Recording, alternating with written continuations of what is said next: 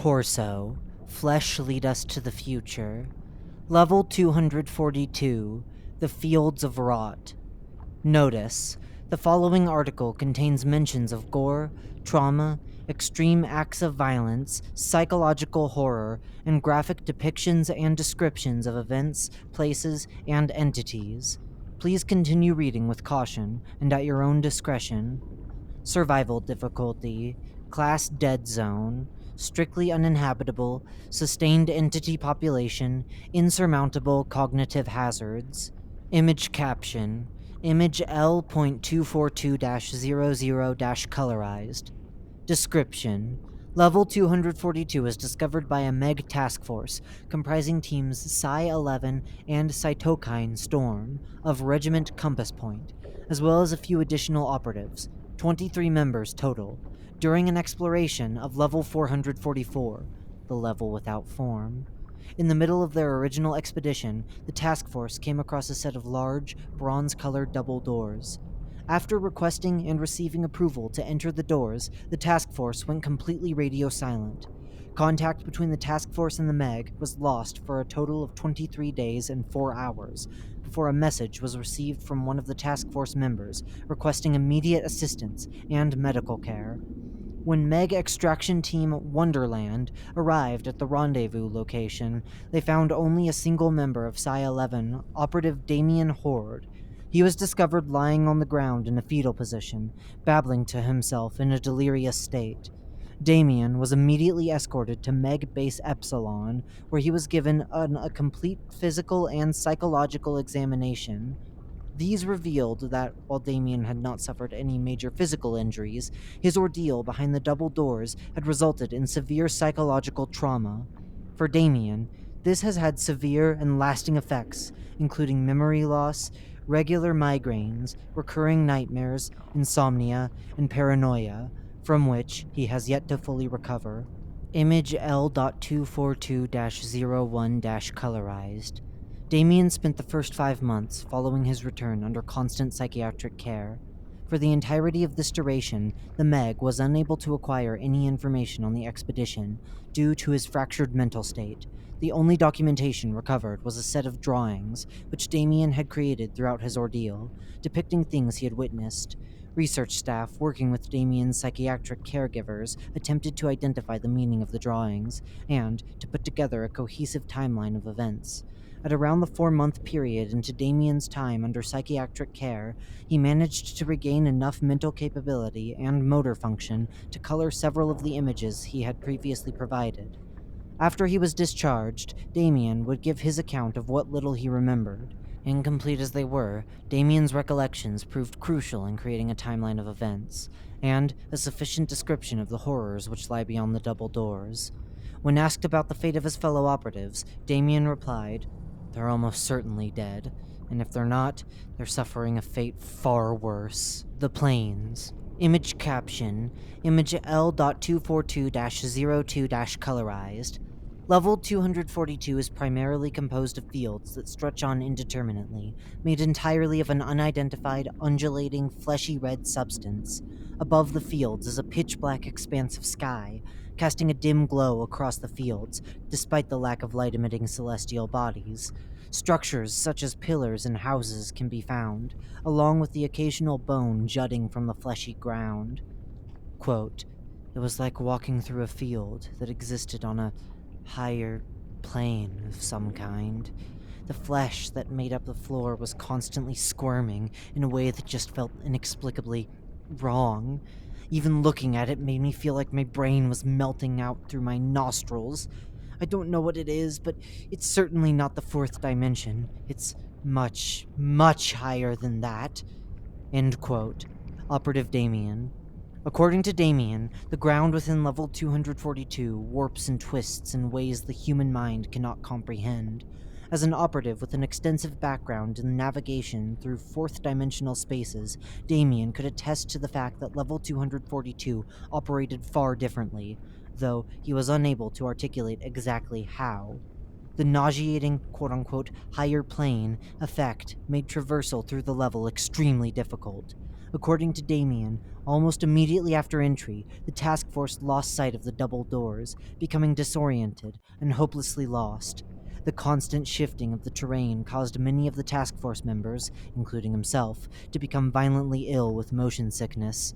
The group was forced to stop regularly to allow its members to calm their stomachs, or to empty them upon failing to do so. Quote, the first 3 or so days after we entered the level was spent documenting everything we came across. After all, that was our job. I'm not sure what happened to those documents, but I'm pretty sure they were destroyed. Maybe even by one of us. There were things we saw that no one should ever have to even read, let alone see. End quote. Operative Damien. Image caption, a sketch of a pillar by Damien.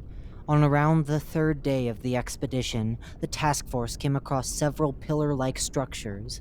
These structures each appeared as a protrusion, melded into the fleshy ground, gradually transitioning to possess a stone texture as it rose, then taking on the appearance of a detailed man-made construction toward its apex.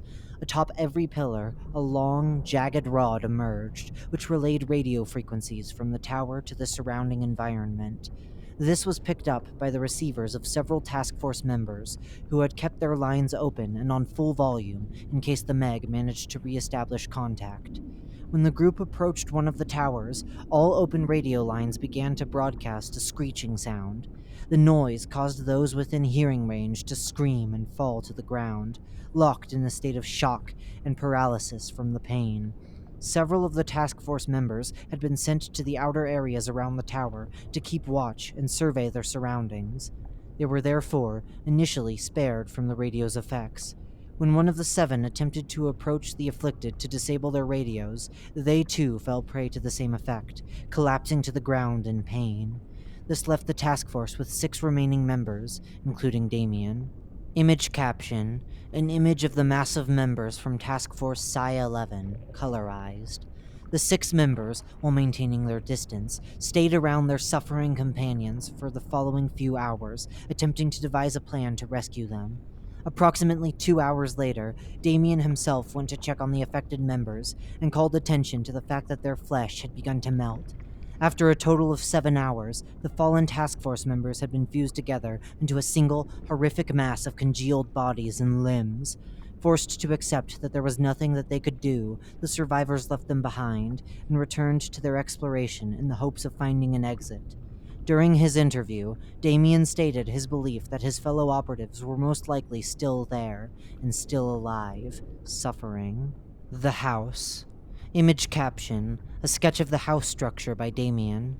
The house is a structure the task force encountered on day 7 of their exploration. The groups were estimated to have stayed in this location for roughly 10 full days. Not much is known about the structure, as Damien's memories of their stay within it are nearly non-existent.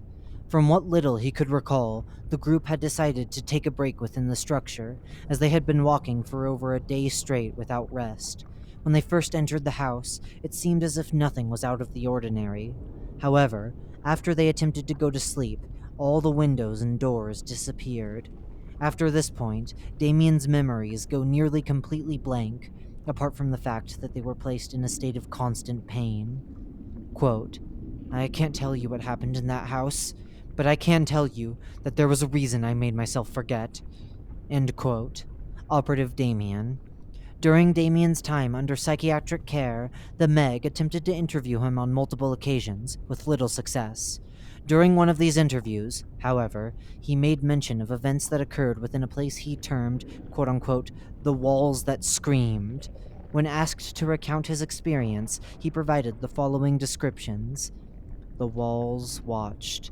They watched with thousands of unblinking eyes. They watched as we were torn apart, limb by limb, then put us back together, only to repeat. The pain grew numb. They did not. Operative Damien. Following his discharge, Damien claimed to have no memories of the events he described, nor even of the interview in which he described them. Hence, the validity of his description has been deemed as questionable at best. At some juncture, a large fire occurred, and it is his presumption that they managed to escape during the chaos. After this, there were only 4 task force members remaining. When asked about what happened to the other 2 members who were lost, Damien said that one was lost in the house. He cannot remember the fate of the other. The featureless faces. Image caption. Image L.242-03-colorized. On the 18th day of the group's exploration, Damien recalls that the sky above the level, which had once been pitch black, had become filled with uncountable numbers of quote-unquote featureless faces. These blobs of flesh, each resembling a blank human face, appeared conjoined to one another, as well as to an indiscriminate mass lying above them, moving as one across the sky in a wave-like motion. Every so often, one of these faces would be violently constricted by the faces surrounding it, causing it to stretch at the seams and rip open as it let out a shrill, haunting scream. The face would then be expelled from the mass, the clump of flesh falling to the ground below. The surviving team agreed that their lives were not worth finding out if the creatures survived the fall.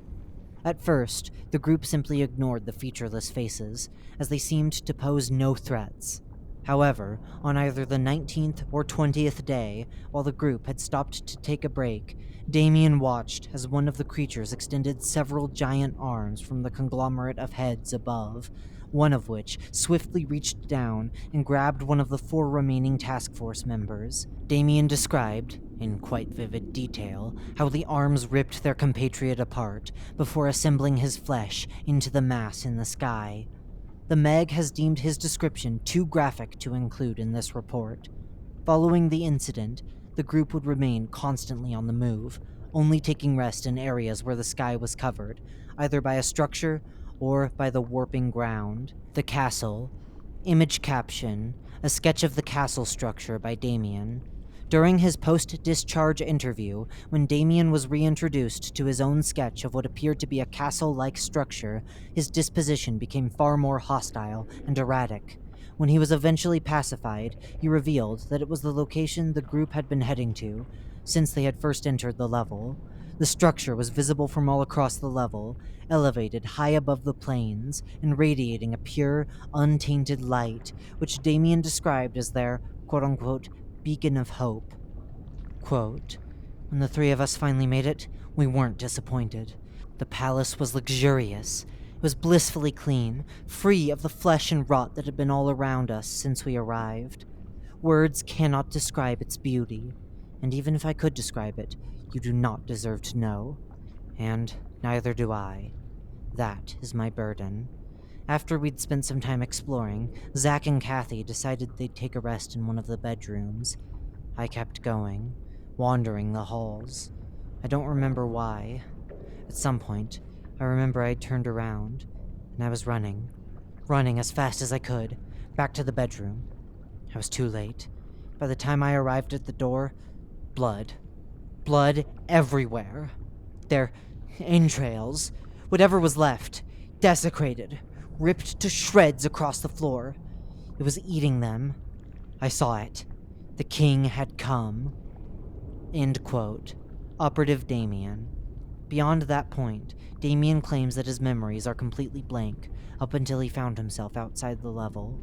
Entities. During the 23 days Damien spent within level 242, he and the task force came across a variety of different entities. Below is a collection of reports documenting the most notable specimens. Scurriers. Image caption, an image of a scurrier, colorized. Concord Entity Classification System. Entity ID 242-A. Habitats. Level 242. Indexed Entity Threat Score. Danger 0. Intelligence D. Class Zoofoid. Properties benevolent. According to Damien, scurriers are one of the more common entities found within level 242, ubiquitous across the entire landscape, apart from the palace. The entities are large insects, similar in appearance to centipedes, though with far fewer legs, and, on average, the size of a small dog. The creatures behaved passively and did not attack the members of the task force, preferring to wander mindlessly around the level, like mindless animals. They are apparently edible, though Damien likened their taste to the smell of the massive flesh melted together by the radio signals of the pillars. Bone stalkers. Image caption: an image of a bone stalker, colorized.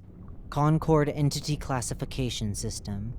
Entity ID 242-B. Habitats: Level 242. Index to Entity Threat Score: Unknown. Class: Zoofoid. Properties: Unknown. Bone stalkers are large snake-like entities with jagged bones protruding from various parts of their body. The creatures are made from skin and muscle tissue, with veins spilling from various places and traveling behind them as they move. They contain no observable facial features, aside from a mouth which is covered in a thin layer of skin. The entities tended to watch the task force members from a distance, stalking them for days on end. It is unknown if these creatures wished to do harm, though Damien has stated that they never demonstrated any overt aggression towards the group while they were on level 242. The entities merely observed them, as a vulture does its dying prey. The King of Flesh. Image caption: a sketch of the Flesh King by Damien. Concord Entity Classification System. Entity ID 242-C. Habitats: Level 242. Indexed Entity Threat Score: Danger 5. Intelligence A. Class: Chimeric. Properties: Necrotic, Unique, Aggressive, and Neurological Hazard.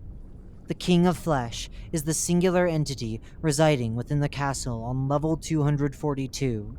The creature has a face similar to those of the featureless faces in the sky, and the torso of a regular human. Below the waist, it is composed of a conglomerated mass of flesh, with appendages, eyes, and ears protruding all around. This mass is partially covered by a thick, flowing layer of detached skin, almost resembling a skirt, concealing the horror underneath. Though the mass contains no visible mouth, its screams can still be heard, a cacophony of agonized cries of those it has consumed and made part of itself. The King of Flesh is extremely hostile. Damien has witnessed its power and aggression, killing and consuming the 2 remaining survivors of the task force before his very eyes. He does not recall any of his own interactions with the king, but he knows that there is a reason he made himself forget. Entrances and exits. The only known entrance into level 242 is a set of bronze double doors on level 444. The method of exit is currently unknown, as Damien has claimed to not remember how he had managed to escape. However, he believes that it happened while inside the castle, suggesting that an exit lies somewhere within the structure. Additional notes. It is worth noting that the contents of this article only encompass that which Damien and the task force experienced while within the level. There may very well be far more hazards lurking within that the group did not encounter. Furthermore, the reliability of the information is questionable at best. Due to Damien's fractured mental state, there is a good chance that what he has provided may not be completely accurate. Nevertheless, all who read this document are warned, regardless of where their allegiances lie, to avoid the horrors beyond the bronze double doors which lurk within the fields of rot.